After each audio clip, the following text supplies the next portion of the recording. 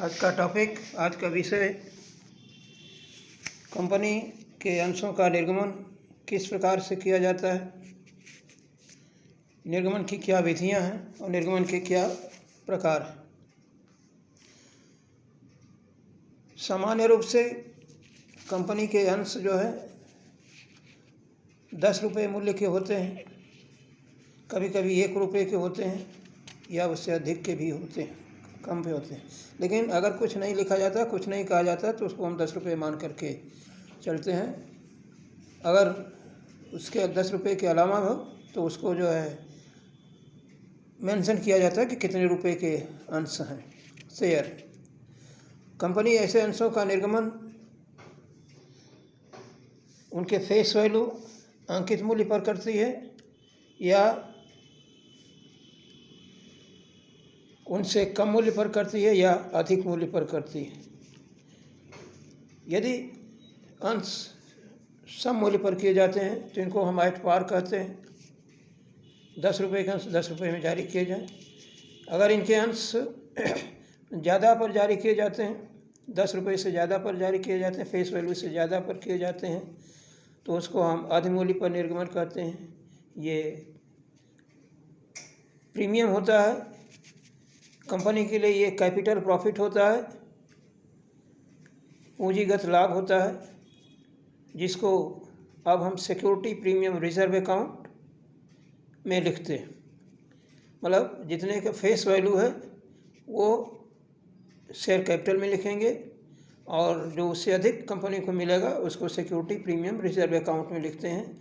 ये security premium reserve account company का capital profit होता है। इसको बैलेंस शीट में हम रिजर्व एंड सरप्लस में लिखते हैं। इसका उपयोग कंपनी अपने जो कैपिटल लॉस होती है, जो पूंजीगत हानियाँ होती हैं, उसको पूरा करने के लिए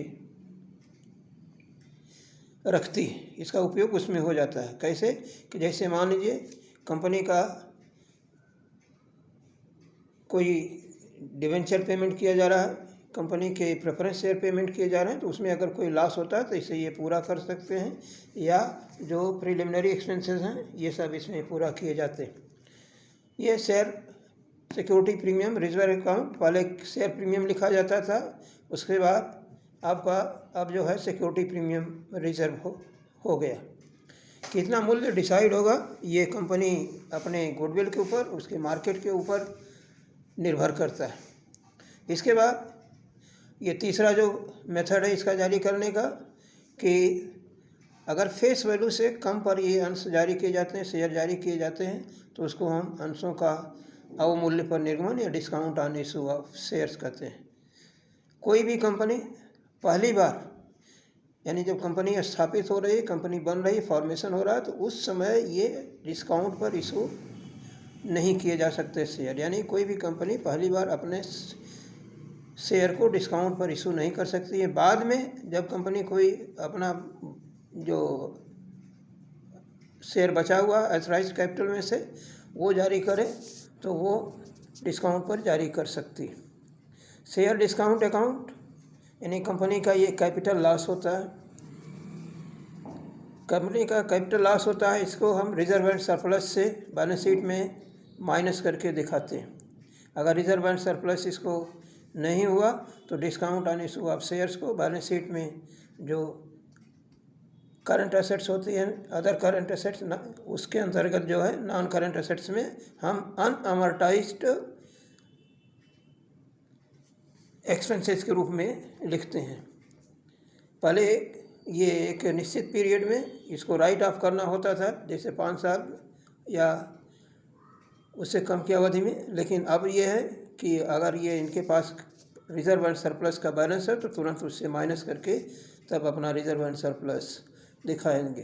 तो इस तरीके से अंशों के निर्गमन 3 प्रकार से होंगे। एक तो आपका प्रीमियम पर होगा, और दूसरा डिस्काउंट पर होगा, तीसरा एट पार पर होगा। अब ये कंपनी रकम जो है एक मुश्त पा सकती है। अब इसके कितने प्रकार से निर्गमन हो सकते हैं कि कंपनी एक ही बार में पूरी रकम ले सकती है, या कंपनी जो है अपने किस्तों में रकम प्राप्त कर सकती है। मतलब जब ये शेयर जारी किए जाएँ तो पूरी रकम एक ही बार में ले लें, या उसके किस्तों में प्राप्त करें। 2 तरीका ये हो गया। तीसरा तरीका ये है कि कभी कभी जब कंपनी इस्टेब्लिश होती है तो उस समय इनको लैंड, बिल्डिंग, मशीनरी इसकी ज़रूरत पड़ती है, तो उनके पेमेंट के लिए भी ये कंपनी जो है अपने शेयर को जारी करती, अपने अंशों को जारी करती। उनके जो वेंडर हैं, जो उनके विक्रेता हैं, उनके भुगतान के लिए ये जारी करती है अपने शेयर को। शेयर जो है वेंडर को एट पार जारी किए जा सकते हैं, यानी सममूल्य पर जारी हो सकते हैं, प्रीमियम भी पर जारी हो सकते हैं, डिस्काउंट पर भी जारी किए जा सकते हैं। चौथा इनका तरीका है कि जो कंपनी के प्रमोटर्स हैं, जिन्होंने कंपनी स्थापित करने में मेहनत किया है, उसके फॉर्मेशन, उसके पंजीकरण में या उसके निर्माण में, उनको ये शेयर जारी करते हैं।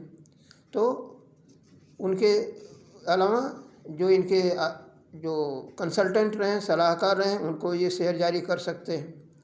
तो इस तरीके से आपके कुल 4 प्रकार के अंशों का निर्गमन हो सकते हैं। एक तो जो अकाउंट में हम एंट्री के हिसाब से जब चलते हैं तो इनको 4 प्रकार से डिवाइड कर देते हैं। एक तो क्या रकम एक ही बार में पाई जा रही है, क्या रकम किस्तों में पाई जा रही है, या क्या रकम संपत्तियों के क्रय करने के लिए जारी की जा रही है, या अन्य सेवाओं के बदले में जारी की जा रही है। तो देखिए,